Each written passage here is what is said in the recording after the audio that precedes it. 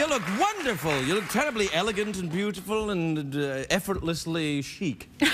That's exactly what I was going for. Really? Have you spent a lot of time in France in the world of fashion? Nah. Hey, too little, too late, buddy. We were doing this thing. Our faces got a little close there. I got a fright. Did you see that? You were like adjusting in your seat and your face came close and I went like that. I went, oh, we're going to make out. And we didn't, and the moment passed. And it scared you? It frightened you? Well, it scared me a little bit because I was like, where am I going? What's happening with us? I'll keep myself right over here. No, you help yourself to anything I've got, but No, the movie looks like a real thrill ride. That's Channing Tatum in there. Yep. It's true. I met him, you know. Was he here? No, but he's coming here, actually, for this next week. Yeah, but I met him in New Orleans. Oh. Yeah, he's got a bar there. New Orleans. Oh, yeah, me too. I don't know what it's like to be there with Channing Tatum, but... It's okay, you know. You find yourself kind of disappearing into the background a little bit. I know, I'm sure that would be my experience. But it's, when you're in New Orleans, you don't flash your boobies around at people, do you, or anything? I haven't yet. I've never been there for, Mardi Gras? Mardi Gras? No, I went there for the Super Bowl and Mardi Gras was at the same site. I loved it, though.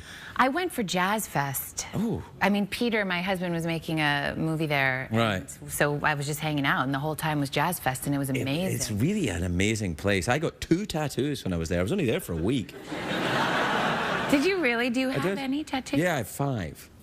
Yeah, do you have any? No, I have none. My mother has a tattoo that she got a couple of years ago. Where? I wonder if I should say. I won't say, but well, she's newly divorced and getting tattooed. Yes, that happens. That guy's nodding. That's a very wise horse. He's been through some very difficult relationships. I see with the blue eyeshadow. Yeah. That's tattoos. My Aunt Susan has eyeliner tattooed on her eyes. There's a woman at the airport, every time I fly to London, she checks me in and she's got eyeliner tattooed all over her face. Yeah, I mean, it's not my Aunt Susan. She doesn't work there. Okay. Are you saying my Aunt Susan works at the airport? I'm not saying anything. Yeah, you just implied it. But she really tattooed her face. I don't know. I mean, I feel like my makeup, I wear very little makeup usually. Now I'm wearing a lot, but I'd like to be able to change it. Isn't that the idea? Well, I think it's just in there. She doesn't have it all done. It's just like a little bit under there. Yeah. She's like, oh, I've got a tattoo too. When I told her that I got a tattoo. I think it would be kind of amazing to, well, I had this one idea for a tattoo actually. I mean, it's bold. But when I got married, I thought, and I didn't do it, that on like the small of my back, I wanted to girls never get tattoos there. No, why would you think that? I wanted to do kind of big, like in like that cursive writing, Mrs. Sarsgaard. Oh, that's nice. Yeah. But he probably knows, though. And that's for everybody else to know. Well, do you know what I wanted to have on my back? Was a fox hunt tableau. How about like those things that people have on their curtains of like people, you know, from like the 16th century? Yes, yeah. Or like little Bo Peep people with big... Yeah, like some kind of toile. A toile. Yeah. Well, what about a fox hunt tableau where the hounds are chasing the fox and the tail is disappearing in your butt cheeks? I'm still thinking it's worth it getting it done. Yeah. Go for it. It's just trying to find the artist who'll do the foxtail. But I liked New Orleans because I felt it was a very magical place. So do I. I felt that the veil between here and the hereafter was very thin. Yeah, it's not totally America. It's not totally Earth, I don't think. I know what you mean, and I did not party hard when I was there. No, I didn't at all. I partied a little bit, right. But I had a little kid, and I mean, it was probably the wildest I'd been in a long time. Right. But even so, like even if I wasn't on Bourbon Street, like drinking all night long. No, none of that. No, I'm talking about down on Frenchman. Did you go down there? Where all the music is. Yeah. And there's a great tattoo parlor there if you want your tattoo done. Electric Ladyland. Yeah, it's. I'm not sold yet on the tattoo. Oh, come on. But I did love New Orleans. Yeah, me too. I think I might like to go there and just live there quietly I don't think you can live there quietly. No, I could live there quietly in, you know, in a corner somewhere. And just watch the folks go by. I'd be a hobo, you know, I'd have a beard and stuff. I couldn't live there. I couldn't live there, but I'd like to go back there. All right, that seems fair. Where do you live, New York? Yeah. Yeah. Brooklyn? Yeah. Yeah, I thought you might be Brooklyn. Everyone goes to Brooklyn now. Why is that? Well, I mean, at first I moved to Brooklyn because it was cheaper. Yeah, the prices, I guess, yeah. And also Trump's not in Brooklyn. That must be a big plus. I never felt his presence very strongly when I lived in Manhattan, but actually I lived in Brooklyn in college and I told myself I would never go back after I got back Really? to the city. Yes, I'll never go back to Brooklyn. And now, you know, God, I like Brooklyn. Yeah. You've made me like it now. I'm not sure it's where I'm going to end up. Well, where do you think you're going to end up? That is the Countryside? problem. I don't know. I'd love to live in the countryside. I'd love to live in Paris. I'd love to, I mean, I have all these fantasies, but like the reality is I live in Brooklyn. Yeah. Hey, what age are your kids? 14 months and 6 3/4. Yeah, you ain't going anywhere. I know. Actually, my 6-year-old is here in the dressing room with me. What are you saying no for? You never met the kid. He could be evil. She's not evil. Oh, sorry. She watching now? What's her name? Ramona. Hello, Ramona.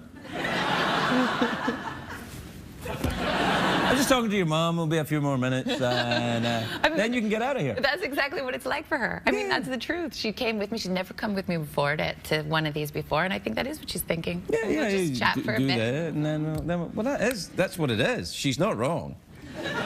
She's not. No, that's pretty much what we do. We do have to show some commercials. I started talking like that just all of a sudden. No, but it's unusual, actually, to be honest, to come on a talk show like this and sort of just talk. Yeah, no. It is. It feels like I'm like doing it wrong. I mean, usually there's a... No, I'm doing it wrong. You're doing great. We'll take a break. We'll be right back with Maggie Gyllenhaal, everybody.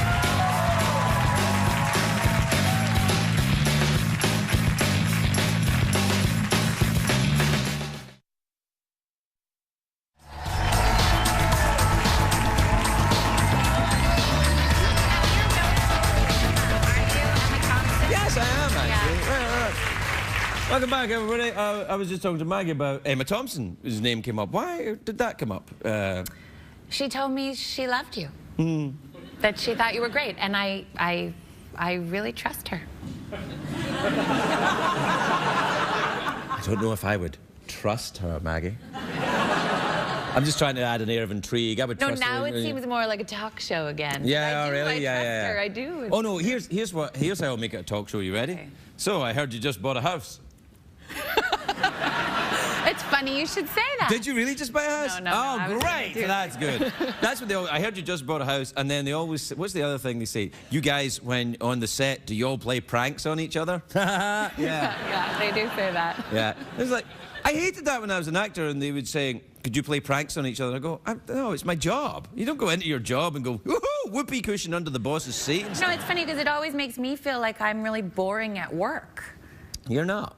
No, but I mean, they say, did you play pranks on each other? Like, no, not really. No, we get up in the morning, we do our job, we go home, yeah. Well, Jamie Foxx, actually, Yeah, but Jamie Foxx is crazy, though. I love Jamie Foxx. He's very nice. He was here for Django Unchained, and what a lovely gent he was. What a good movie. Quentin, though. Quentin doesn't make bad movies, in my opinion. I totally agree. He's awesome. I love an American Tarantino. genius. Honestly, Quentin Tarantino could ask me to do anything in a movie, and I would do it. I would do anything in a movie or not in a movie. I can't stand with you there. No, really? All right, fair enough. But I do like Quentin very much indeed. Oh, and his movies are amazing. I know. Did you see Inglourious Bastards? I saw all of them. Oh, man, I love that Me one. too. Well, I mean, what could be bad about a movie? It's like it's a bunch of guys, and all they do for the movie is kill Nazis. I'm like, this is a great idea.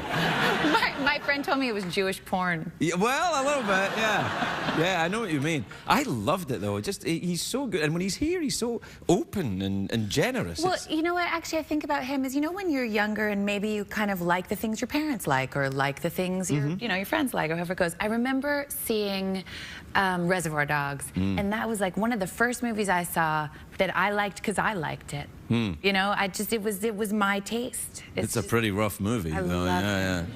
I was like 14 or something. Yeah, you're just right in the demographic for it right there.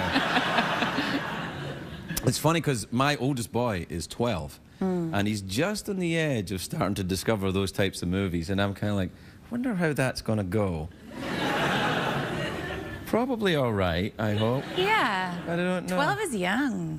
Still kind of... Well, don't let him watch Reservoir Dogs yet, you know, but not Reservoir. he's watching SpongeBob and stuff, you know.